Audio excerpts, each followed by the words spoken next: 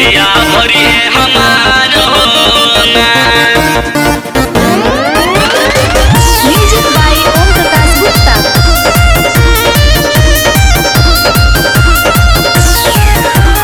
गोदिया भरी है हमार होना। कि मन करे छठ करे जिया सुनी सुन तनी मोर पिया। मन करे छठ करे जिया सुनी सुन तनी मोर पिया। दया दित गोसैया नैया करे बेड़ा पार हो।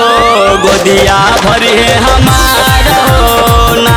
दया दित गोसैया नैया करी है बेड़ा पार हो। गोदिया भरी है हमार होना। गोदिया भरी है हमार होना।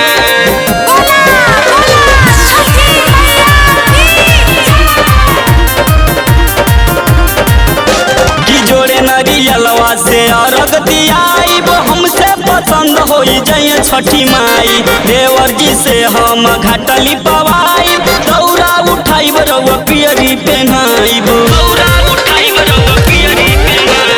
जोड़े नरियलवा से अर्घ दियाइब हमसे पसंद होई जाए छठी माई। देवर जी से हम घाटली पवाइब दौरा उठाइब रउआ पियरी पहनाइब।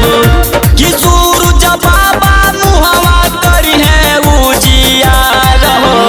गोदिया भरी है हमार होना। कि आदित गोसैया नैया करी है बेड़ा पार हो। गोदिया भरी है हमार होना। गोदिया भरी है हमार होना।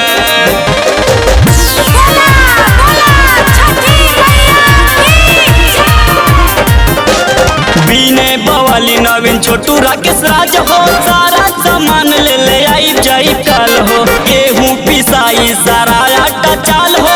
ठेकुआ चढ़ाई पिया जी के डाल हो।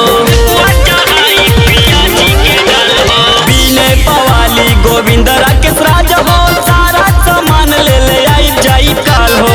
गेहूँ पिसाई सारा आटा चाल हो। ठेकुआ चढ़ाई पिया जी के डाल हो। किया रे रंगवा धोतिया रंगाई पिया तोहार हो। गोदिया भरी है हमार होना। किया दित गोसैया नैया करी है बेड़ा पार हो। गोदिया भरी है हमार